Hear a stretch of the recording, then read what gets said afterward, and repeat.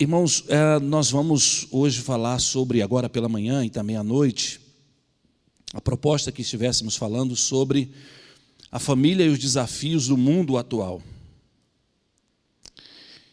E é notório para todos nós, todos nós sabemos o quanto a família tem sido extremamente colocada como alvo predileto de Satanás, porque se a família pudesse ser destruída, se pudessem destruir a família, se o inferno pudesse destruir a família, a principal obra de Deus, ou a principal instituição de Deus estaria destruída sobre a face da terra. Mas graças a Deus que nós temos a palavra do Senhor, nós temos o Espírito do Senhor, e nós temos já o final da história. Deus já nos contou o final da história, e Ele diz que todos nós, sobre todas as coisas, somos mais do que vencedores. E é claro que enquanto nós estivermos aqui vivendo em família, temos os desafios para enfrentar. O mundo atual está remodelando a família, está descaracterizando a família na sua estrutura original, bíblica e ideal como tem que ser. As mudanças de comportamento na sociedade, nas leis, na forma como os grupos minoritários conseguem fazer com que a sociedade repense a estrutura de família, é extremamente perigoso, isso é extremamente perigoso para os lares. Muitas famílias estão igual massa de modelar, aceitando qualquer formato. O que vier, elas praticam. Da maneira que vier, não há um filtro, não há um cuidado. E ruim é quando essas coisas começam a entrar dentro da igreja ou nas famílias da igreja, e daí a razão pela qual nós estamos pensando nisso nessa manhã. E com essas famílias se ajustando, se adequando ao que vem imposto por uma sociedade que não consulta necessariamente a palavra de Deus, instala-se a insegurança, a ansiedade, a depressão, uma depressão coletiva. Continua sendo, e creio que por um bom tempo continuará sendo, a indústria que mais fatura no Brasil, que é a indústria de medicação para ansiedade, para depressão, e cada vez pessoas com a idade mais nova estão sendo pacientes desse tipo de medicina especializada em comportamento, nas emoções, na psicologia, enfim. Isso porque todas as pessoas precisam de uma família saudável e segura. E se a família está sendo atacada, naturalmente que as pessoas estarão sentindo os reflexos disso. O bom desenvolvimento e a boa adequação do homem na sociedade dependem da estrutura da sua família. Ou seja, qualquer pessoa vai se adequar bem ao convívio social, qualquer pessoa vai se adequar bem à sua própria existência, vai ter o equilíbrio da sua existência, vai ter a paz e a felicidade da sua existência, vai ter a sua noção de pertencimento a uma família, a um grupo, a partir da estrutura e da saúde da sua família. Se a sua família for uma família saudável, essa pessoa terá um desenvolvimento saudável. Mas se as bases da família estiverem corrompidas, corroídas, adulteradas, remodeladas, descaracterizadas, então será muito difícil alguém conseguir firmar um crescimento saudável em cima dessas bases. Nós vivemos um tempo desafiador para a família, principalmente quando as crises, tais como isolamento entre os membros da família, falta de diálogo no lar, pouco ou nenhum vínculo afetivo entre os membros da família, casamentos medíocres, pais ausentes, filhos distantes emocionalmente, quando tudo isso atinge as famílias crentes. Porque nós estamos aqui no mundo, porque nós absorvemos o comportamento da sociedade ao nosso redor, porque nós temos essa estrutura que é conduzida pela maneira com que a sociedade se comporta. E nós observamos hoje muitos lares em que as pessoas estão isoladas, embora estejam debaixo do mesmo teto, em que as pessoas estão presentes fisicamente, mas emocionalmente estão muito distantes uma das outras, em que as pessoas não sabem mais conversar, dialogar, entender o outro, em que pai não entende filho, não acompanha o desenvolvimento do filho, filho não se preocupa, está distante das lutas e dos desafios de seus pais, casamentos estão cada vez mais frios, distantes e indiferentes, e tudo isso é uma terra muito fértil para a instalação de coisas terríveis e de mudanças absurdas que estão acontecendo, já estão acontecendo, e com isso trazendo uma série de sofrimento para a família. O mundo atual é um mundo que nós precisamos estar bem atento a ele. Se nós fôssemos aqui fazer um resumo rápido, um balanço rápido do que está acontecendo hoje na nossa sociedade que atinge as nossas famílias, nós vamos lembrar assim: falta respeito e tratamento carinhoso nos casamentos. Eu sou pastor, como eu disse para vocês, há 22 anos. E o trabalho do pastor é trabalhar com gente, é lidar com gente, principalmente com famílias.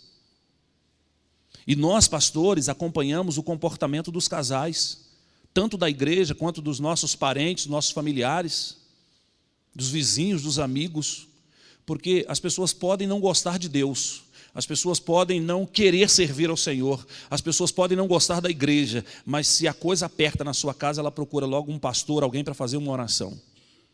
Eu conheço um homem que ele é terrível, ele faz um monte de coisas erradas e ele não é um cara temente a Deus. E um dia ele me chamou para pescar. E eu falei, vamos pescar, porque eu gosto de pescar. E entrei com a equipe dele para pescar. Uma turma de pessoas que as frases deles eram construídas com palavrões, né? E eu me senti ali um peixe fora d'água na pescaria. Entramos no barco e fomos. E num determinado momento ele não estava pescando nada. E ele disse assim para mim, ele era o líder lá, e as pessoas, né, o bajulavam muito, ele era uma pessoa muito influente na sociedade, coisa e tal, enfim. Eu estou lá na minha pesquisa e disse assim, pastor, senta aqui do meu lado. Eu levantei e sentei do lado dele. Aí ele disse para os outros assim, olha, eu tenho um amigo que levou um crente para pescar com ele. E ele pegou um monte de peixe.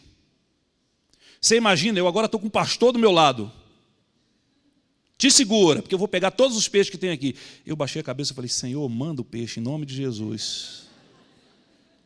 Porque esse camarada agora vai ficar de olho nesse testemunho. Mas eu estou dizendo isso para vocês pelo seguinte, porque as pessoas podem não querer nada com a igreja, mas elas procuram os pastores, procuram os crentes, os líderes na hora que alguma coisa aperta. Por isso nós, pastores, temos muito acesso ao comportamento das famílias.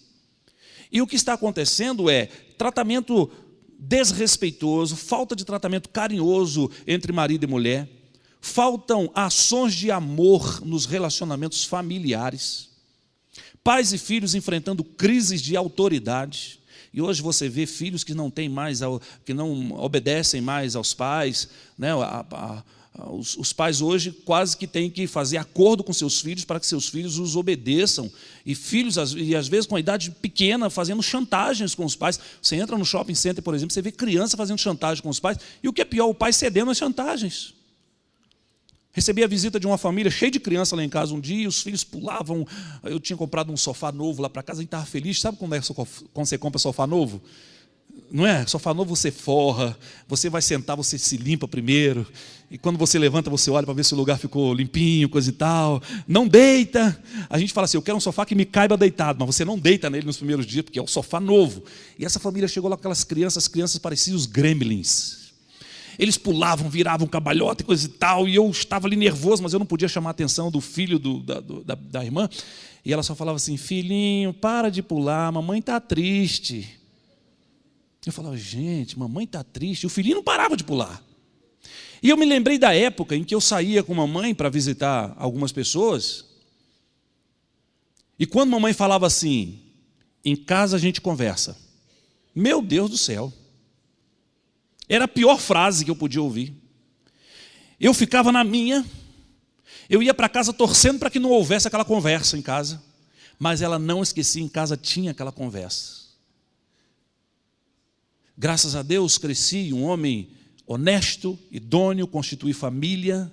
Mas hoje estão acabando com isso. Hoje a crise de autoridade dos pais está descaracterizando e tornando as famílias extremamente vulneráveis. Eu falei ontem aqui na palestra para os casais que 60% dos casamentos hoje no Brasil acaba em separação. Isso é uma total desvalorização ou descumprimento dos votos matrimoniais, porque alguém, quando vai se casar, ele comparece perante uma autoridade civil ou uma autoridade religiosa, quer seja um pastor, um padre, e na presença de Deus, aquelas pessoas ali firmam votos matrimoniais. E só faz aliança, só faz votos quem está disposto a enfrentar lutas juntos e ficar juntos. Mas as pessoas fazem os votos e quando vem as dificuldades, as pessoas simplesmente separam. E recasam. E separam de novo se não der certo e recasam novamente. E com isso está se perdendo a identidade familiar. Com isso, as pessoas não podem mais no final de ano, no ano novo, no Natal, nas festas, reunir o bisavô, o avô, o pai, a mãe, os netos, os bisnetos. Não tem mais, porque as famílias estão se recompondo, as famílias estão compostas. O filho de um não é necessariamente o filho do outro que está vivendo com ele, mas o outro já tem um filho que é do outro, e com isso vai se fazendo uma miscelânea na família, e a família está perdendo identidade. Vocês percebem isso, irmãos?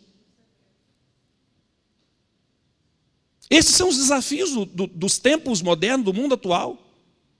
Tramita entre os nossos governantes proposta para mudar a estrutura de família, e a gente está acompanhando isso aí no noticiário, com um lobby muito forte, com grana pesada.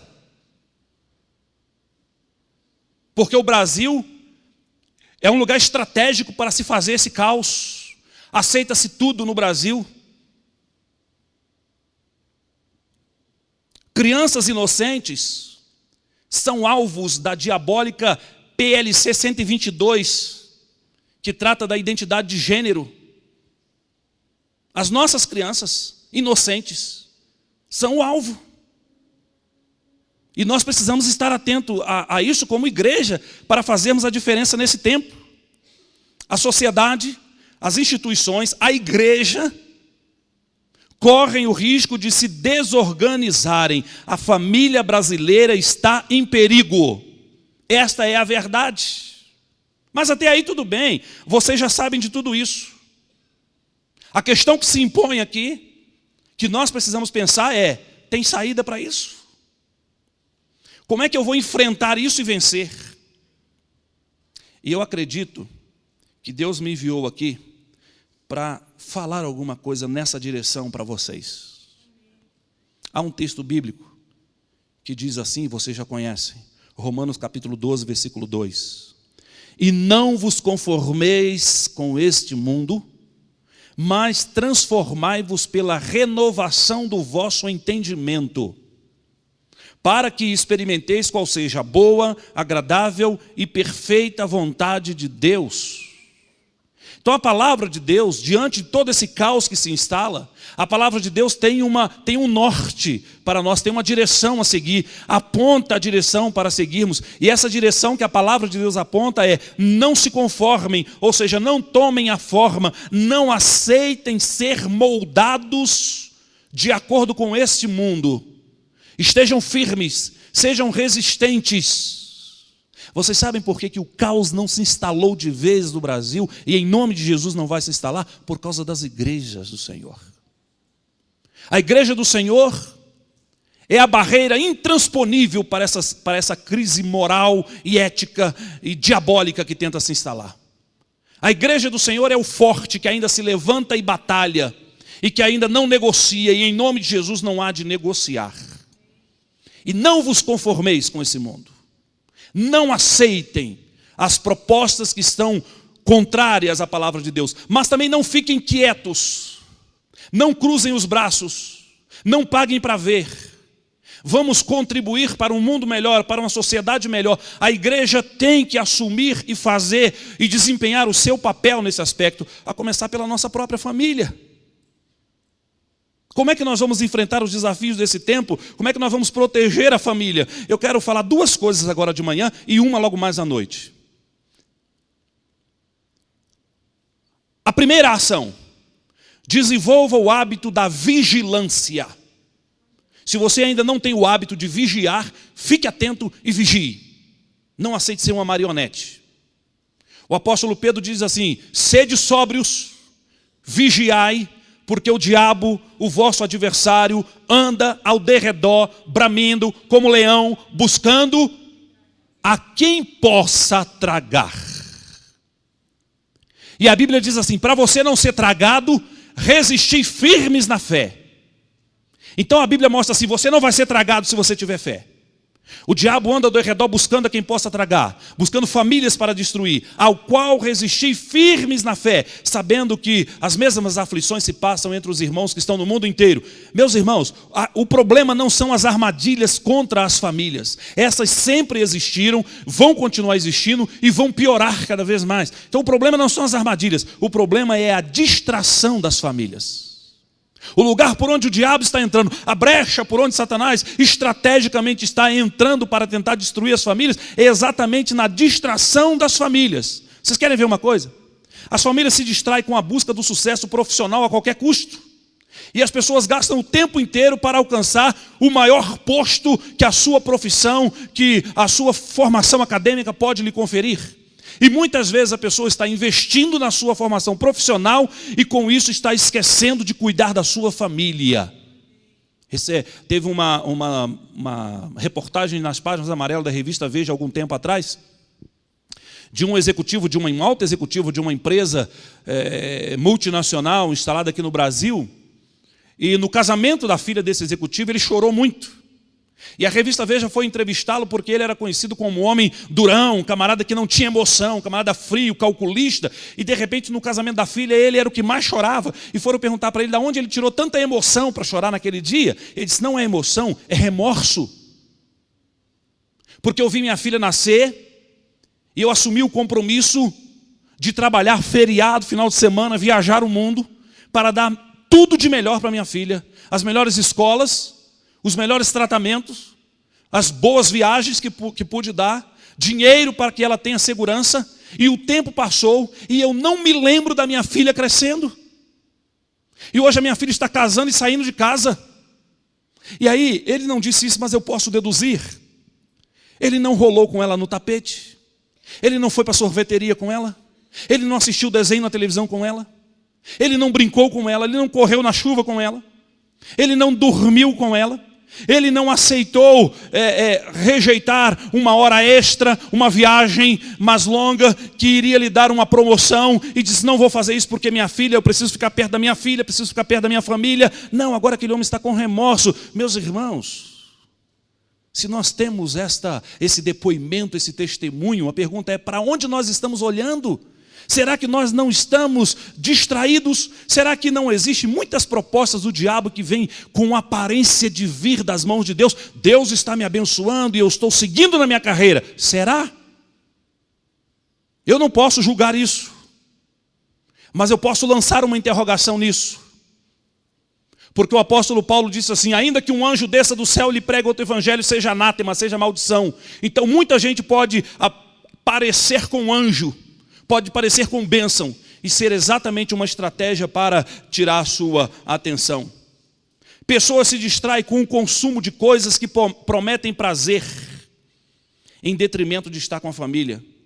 Pessoas se distraem com a TV, com a internet, com compromissos sociais, em detrimento da conversa entre familiares. As pessoas estão sem tempo, a agenda está lotada. A televisão tem 500 canais e a gente paga por ela. Mas a gente não assiste, não tem tempo. Mas a gente quer dizer para todo mundo que a nossa televisão tem 500 canais.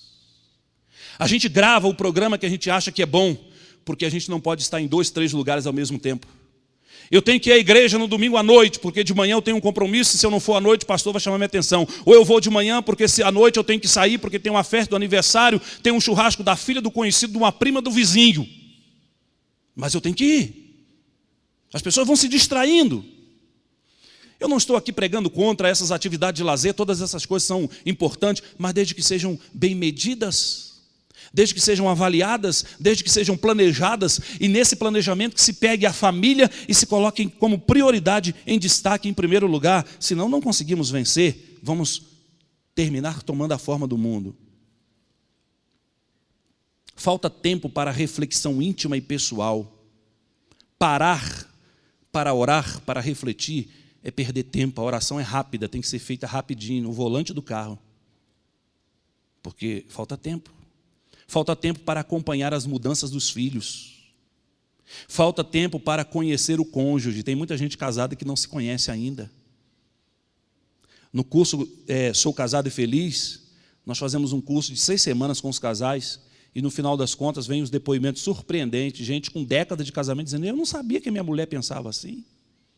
E mulher dizendo: eu não sabia que meu marido sofria com isso. Mas está décadas morando junto, dormindo junto, acordando junto, convivendo junto, mas não se conhecem. Sabe por quê? Falta tempo. As pessoas estão juntas, mas estão afetivamente e emocionalmente separadas.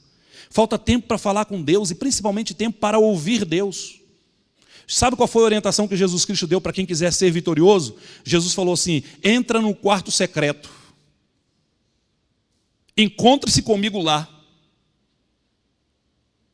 E você tem entrado no quarto secreto?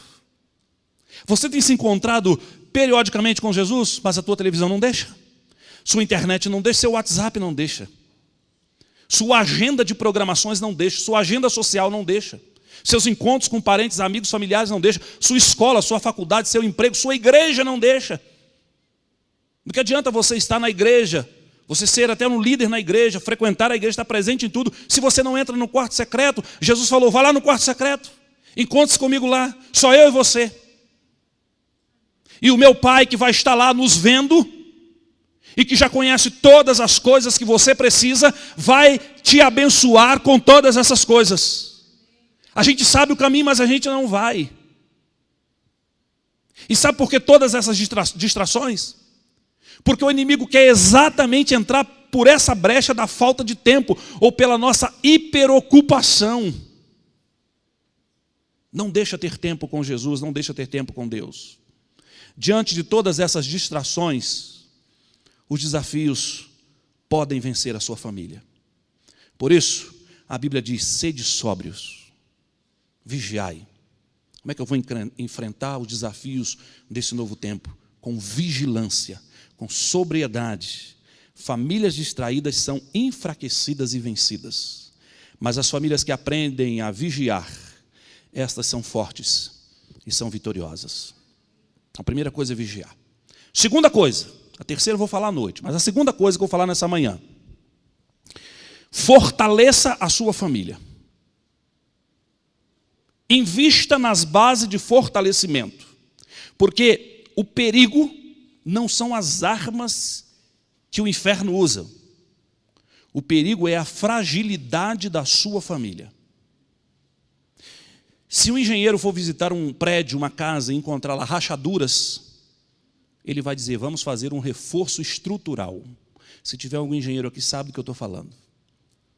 Vamos fazer um projeto, e tem projeto para isso.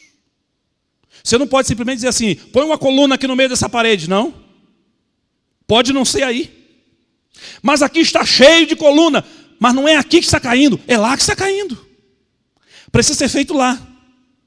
Aí o engenheiro vai dizer assim: vou fazer um projeto e nós vamos reforçar as estruturas desse prédio para que não caia. Se você está com problema de saúde, você vai ao médico e ele diz: tome essa medicação, porque essa medicação vai curar você, e depois você tome essas vitaminas e faça uma boa alimentação balanceada, saudável, para que seu organismo absorva os nutrientes, e com isso você vai fortalecer o seu organismo, e estando forte o seu organismo, as doenças não vão conseguir se instalar em você. Aí nós fazemos tudo isso para fortalecer nossa saúde. As academias estão proliferando por todos os lugares, porque todo mundo quer ter fortalecimento muscular. Eu preciso fortalecer os meus músculos, eu preciso me mexer. Eu preciso levantar às 5 horas da manhã para fazer caminhada, para correr, porque eu não tenho tempo para outro horário. Eu preciso ir 6 horas, o horário mais cheio das academias normalmente são ou muito cedo ou muito tarde. E as pessoas não ficam na cama. As pessoas ficam na cama quando é para se divertir com a família. As pessoas ficam na cama quando é para ir para a igreja. Eu estou muito cansado e Deus sabe. Mas as pessoas não ficam na cama quando é para ir para a academia. Elas levantam e vão.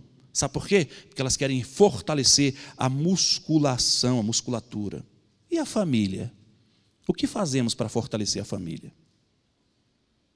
Mas pastor Nathaniel, como é que se fortalece família?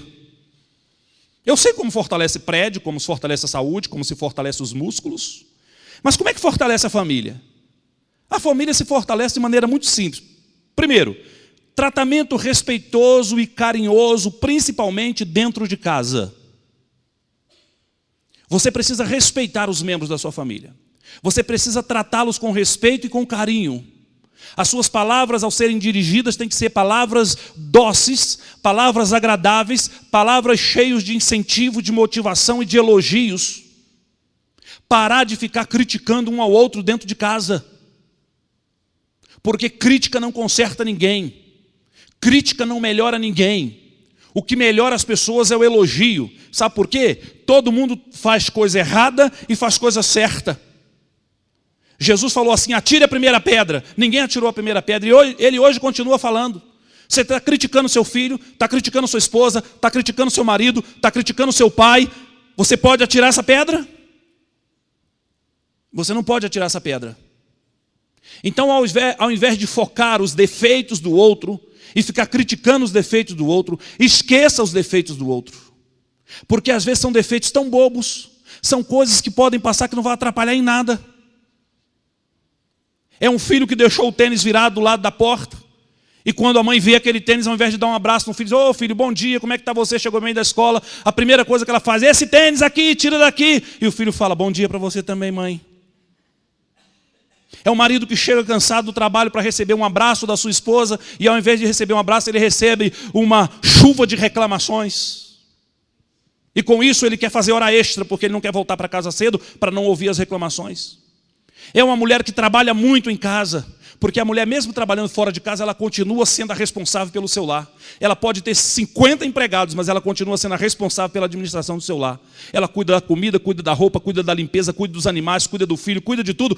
E o marido não observa que ali tem uma mulher cansada. O primeiro arroz que ela deixa queimar, o marido vai lá e faz cara feia e reclama que ela queimou o arroz.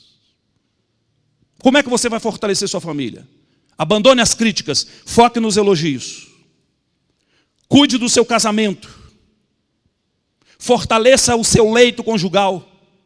O escritor aos Hebreus diz assim, digno de honra entre todas as coisas seja o leito sem mácula.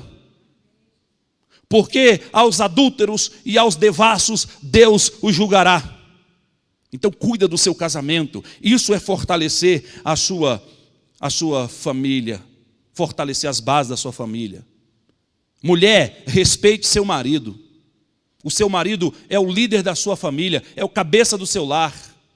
E não é a Constituição que está dizendo, não são os deputados, não são os senadores, não é presidente, não é nenhum grupo, não é sociedade moderna quem está dizendo isso, é a palavra de Deus, é a Bíblia Sagrada. E se você quer ser vitoriosa, vá pela Bíblia. Respeite seu marido como líder. Tem muitos homens que não exercem a liderança porque suas mulheres não permitem que eles façam isso. Tem muitos homens que são respeitados no trabalho, são respeitados na sociedade, são respeitados entre amigos, são respeitados na igreja, mas a sua mulher não o respeita.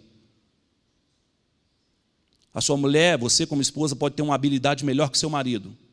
E se ele for um marido inteligente, ele vai deixar você assumir essas habilidades no seu casamento. Mas isso não significa dizer que ele não seja o representante da sua família. Pior coisa que tem é quando chega em público, e você vê um casal brigando pela liderança de quem vai tomar as decisões, quem fez, quem deixou de fazer, com todo mundo vendo. Você quer discutir amorosamente, amigavelmente, discuta em casa. Do lado de fora, quem representa o seu lar é o seu marido. Deus vai cobrar isso dele. Então a mulher deve respeitar o seu marido. Em contrapartida, o marido deve amar a sua mulher.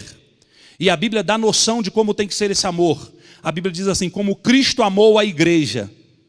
E como é que Cristo amou a igreja? Por exemplo, digamos que aqui tem alguém que durante essa semana fez uma semana inteira de consagração da sua vida.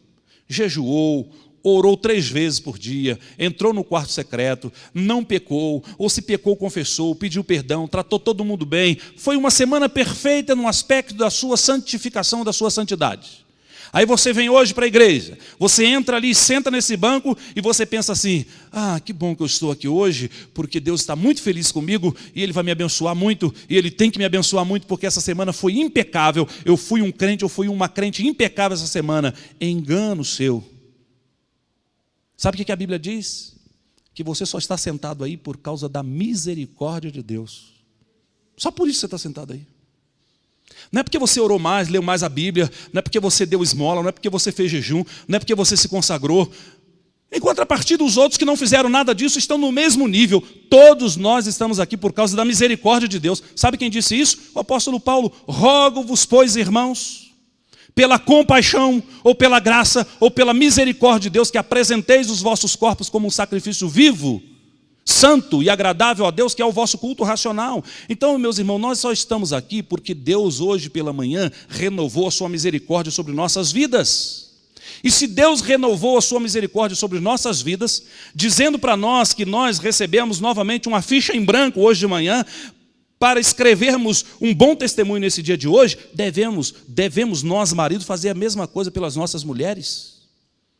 Não importa se a tua mulher está merecendo ou não está merecendo o teu amor, você tem que amá-la como Cristo amou a igreja. E não é um amor de sentimento, não é um amor de palavra, é um amor de ação. É um amor percebido no trato. É um amor percebido no trato, principalmente quando ninguém está vendo. Porque abrir a porta do carro na frente de todo mundo para a mulher entrar é mole. Abrir a porta para a mulher passar, entregar o guarda-chuva para a mulher atravessar a chuva. Pegar a mulher no colo para atravessar a poça de lama com todo mundo vendo é mole. As pessoas vão olhar para você e dizer, pô, aquele cara lá é gente boa. Faça isso em casa. Uma vez eu fiz uma palestra para um grupo de homens e falei, quantos homens aqui amam suas mulheres? Todos eles levantaram as mãos. Eu falei, que bom. Agora eu vou fazer a mesma pergunta de forma diferente. Se suas mulheres estivessem aqui e eu perguntasse, quantas esposas têm percebido nos detalhes do dia a dia o grande amor do seu marido por você? Quantas mulheres aqui levantariam as suas mãos? Será que você, marido, está deixando a sua mulher perceber o quanto você a ama? Ou será que ela tem dúvida de vez em quando se você a ama de verdade? Homem e mulher são muito diferentes. É difícil. A vida conjugal não é uma coisa fácil, não.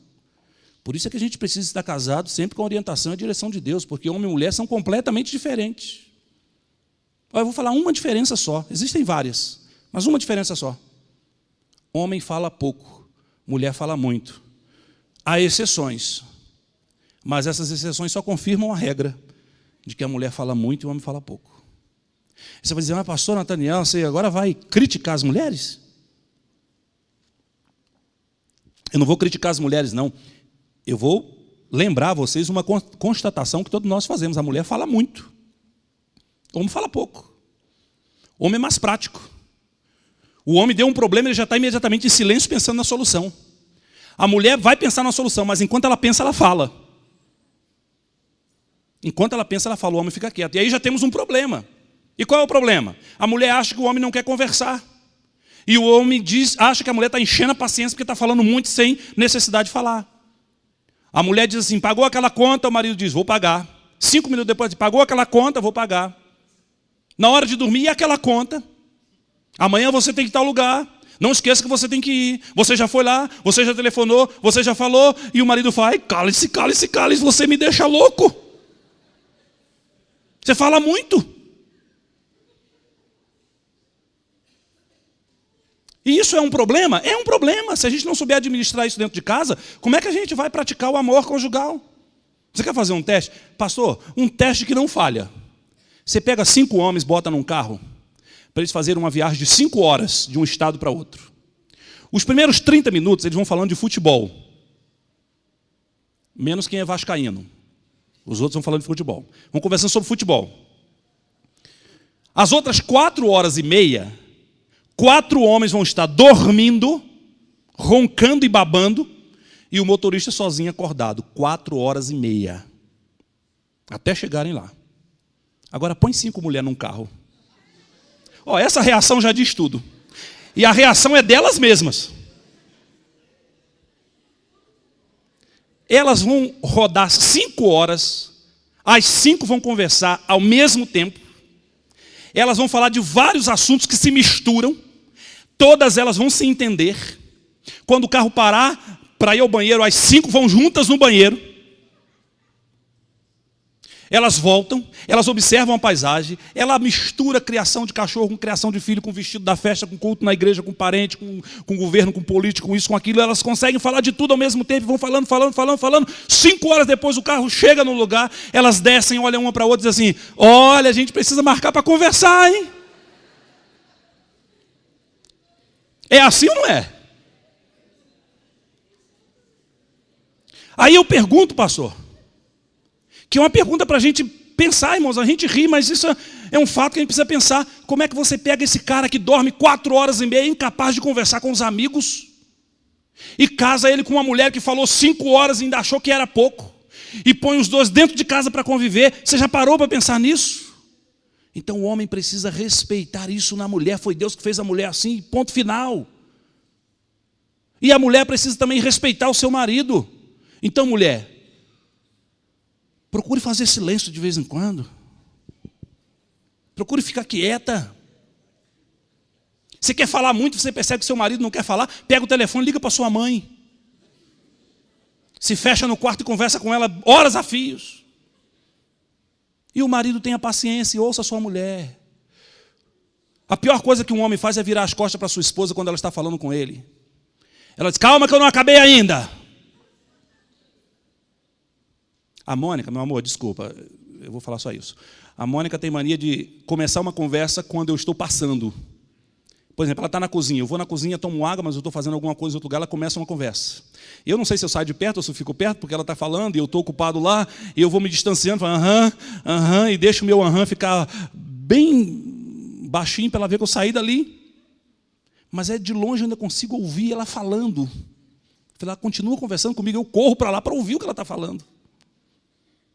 Os filhos normalmente dizem para a mãe: tá bom, mãe, eu já sei, a senhora está enchendo a paciência com isso. Porque tem maridos e mulheres que terceirizam, né? Quando os filhos reclamam e criticam, eles gostam. Tá vendo? Meu filho está falando o que eu gostaria de falar, mas eu não posso. O filho pode. Então, marido e mulher têm que aprender a conviver. Marido e mulher têm que fazer coisas juntos. Ah, pastor, mas todo domingo eu vou à igreja. Grandes coisas você vê a igreja junto com a sua mulher. Eu quero ver amanhã, quero ver no sábado, no feriado. Se você vai dedicar esse dia para a sua mulher ou para o seu marido, vai dizer: hoje nós vamos passar o dia juntinhos, fazendo coisas só nós dois. Detalhes tão pequenos de nós dois são coisas muito grandes para esquecer. Marido e mulher têm que dialogar pensamentos e sentimentos. Deixa a sua mulher saber o que você está pensando, deixe seu marido saber o que você está pensando. Interesse-se pelo sentimento e pelo pensamento do seu esposo, da sua esposa. Sabe por quê? Porque se não há diálogo em casa, o diabo vai providenciar alguém para conversar com seu cônjuge. E a maioria dos casos de adultério que culmina em separação e divórcio não é por causa de sexo, é por causa de carência afetiva. É alguém que quer um ouvido para ouvir, quer um ombro para recostar, quer alguém que a acolha ou o acolha e ouça o que ele tem para dizer, o que ele sente, o que ele pensa. Então você tem que fazer isso dentro da sua casa, fortaleça a sua vida conjugal. Deus está mandando dizer isso para vocês.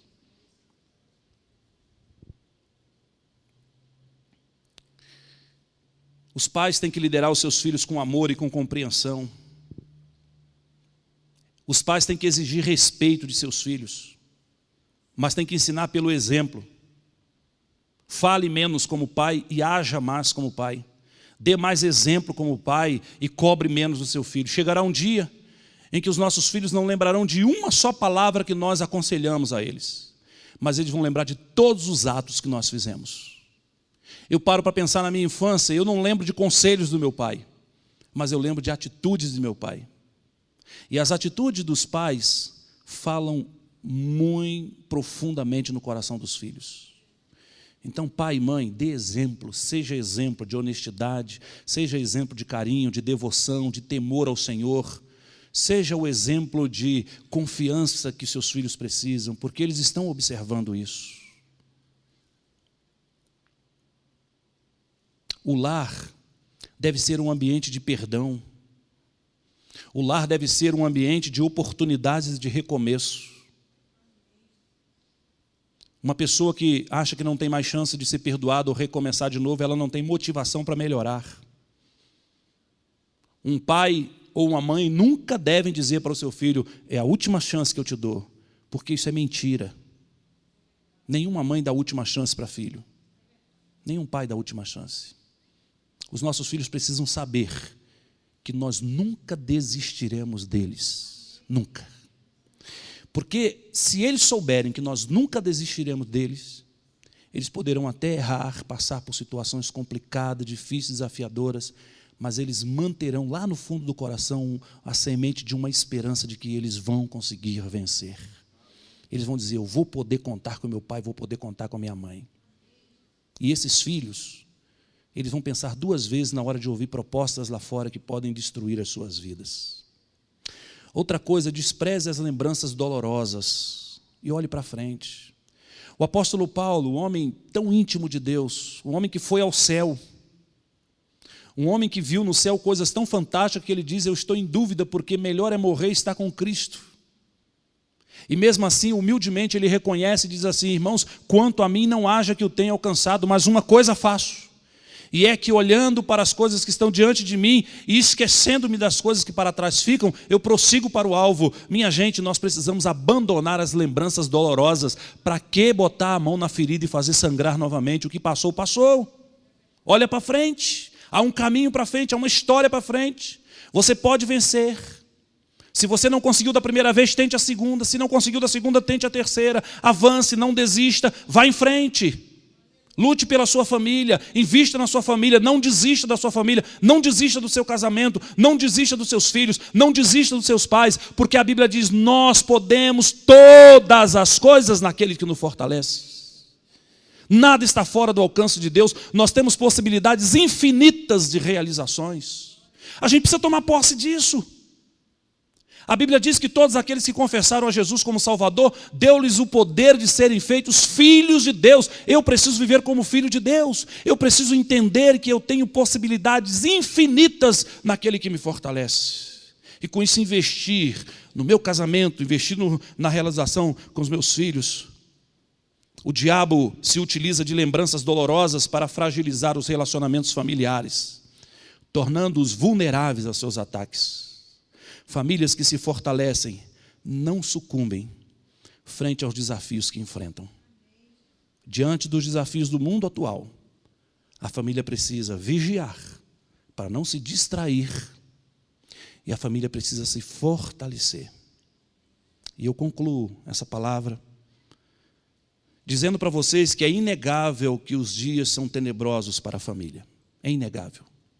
Não podemos viver à margem dessa realidade. Isso é um fato e é extremamente perigoso. E isso diz respeito a todos nós. A vida moderna colocou a família no centro das tensões.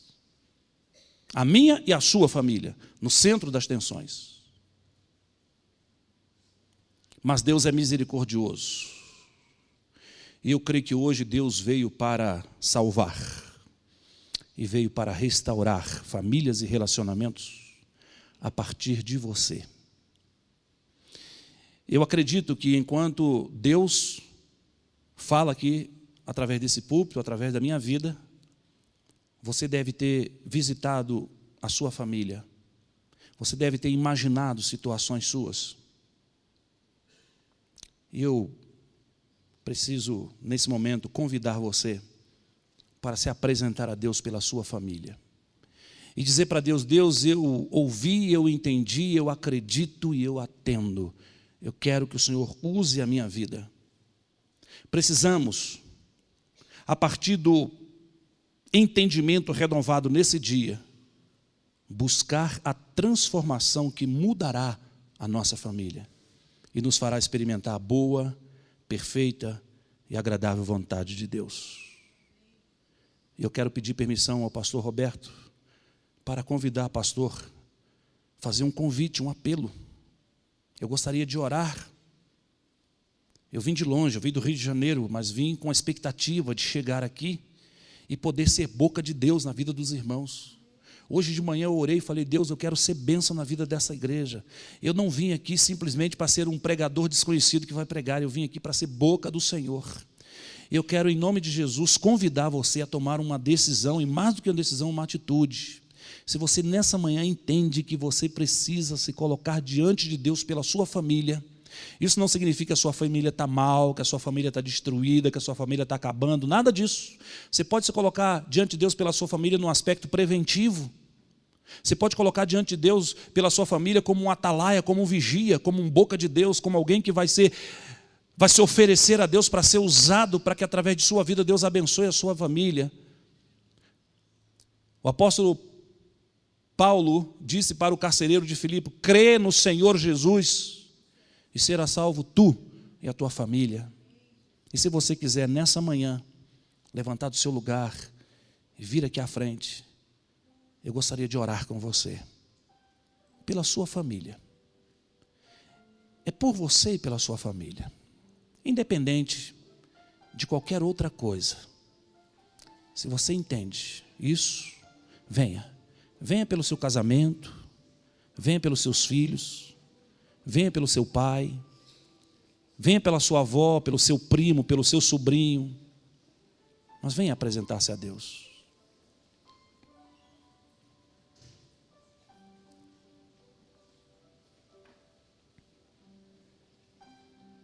Deus está aqui. Deus está aqui.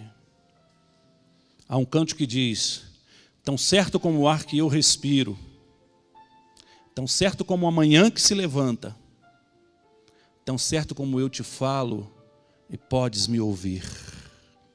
Deus está aqui. A gente pode cantar isso? Tão certo como o ar que eu respiro. Eu queria que vocês olhassem para mim. Fiquem virados aqui para mim, por favor. Vocês que estão virados para frente, podem virar para cá. Vamos falar aqui nós. Eu fico muito feliz quando eu vejo alguém dizendo: eu vou me apresentar a Deus pela minha família. Sabe por quê? Porque há mais de 300 anos atrás, um homem escreveu uma frase que é atualíssima nos dias de hoje. Oscar Wilde, um pensador, um filósofo, ele disse o seguinte: nenhum sucesso na vida compensa o fracasso no lar. Então, quando você se apresenta pela sua família, você está dizendo: eu estou intercedendo pelo meu maior patrimônio aqui na terra. E Deus gosta disso. Deus está feliz porque você veio. Deus está feliz porque você se apresenta. Deus está feliz porque você concorda que nenhum sucesso na sua vida compensa ou compensará o fracasso no seu lar. E vamos aproveitar que Deus está aqui. Vamos aproveitar que Deus está aqui e vamos pegar a bênção. Vamos dizer para Deus: Deus, eu não quero ir embora, eu não quero largar o Senhor enquanto eu não for abençoado nessa manhã. E eu não quero ser abençoado do meu jeito, não, porque nós não estamos aqui para declarar que Deus vai te abençoar da maneira A, B, C ou quando vai ser. Você tem que dizer: Deus, eu quero ser abençoado do teu jeito, mas eu quero ser abençoado pelo Senhor. Porque Deus vem quando nós invocamos, irmãos, mas Deus vem do jeito dele, Ele não vem do nosso jeito. Então você diga para Deus: Deus, eu quero ser abençoado do teu jeito. Vamos cantar?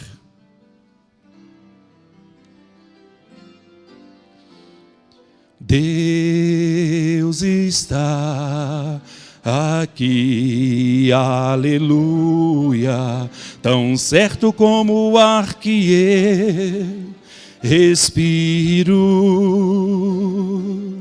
tão certo como a manhã que se levanta, tão certo como eu te falo e podes me ouvir. Vamos aumentar um pouquinho o tom? Deus está em nós. Deus está em nós, aleluia, tão certo como o ar que eu respiro, tão certo como a manhã. Aleluia, louvado seja teu nome, Senhor. Agora feche os teus olhos e cante: Deus está em mim. Feche os seus olhos.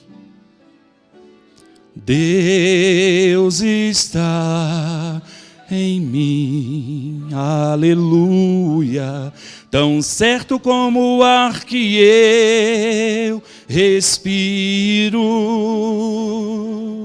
tão certo como a manhã que se levanta.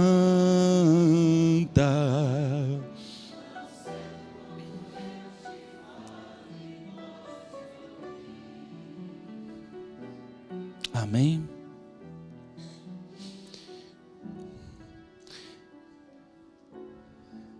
Eu não sei o que você está enfrentando em família, mas de uma coisa eu sei: Quando nós enfrentamos um problema em família, nós enfrentamos o pior problema que alguém pode enfrentar. Porque ele ocupa a nossa mente dia e noite de forma obsessiva e nós ficamos pensando, como vamos resolver isso? Eu quero o bem das pessoas que moram comigo, as pessoas que fazem parte da minha vida, as pessoas que eu amo e que me amam. Eu quero o bem do meu marido, da minha esposa, dos meus filhos, dos meus pais, do meu tio, da minha avó, do meu primo, daquele jovem que se foi para as drogas, foi para a prostituição, foi para os jogos, foi para outra religião, foi para os vícios. A mulher que ficou indiferente ao casamento, o marido que despreza a companheira, o pai que está ausente na vida dos filhos, os filhos que estão distantes dos pais. Nós não queremos isso, Deus não quer isso.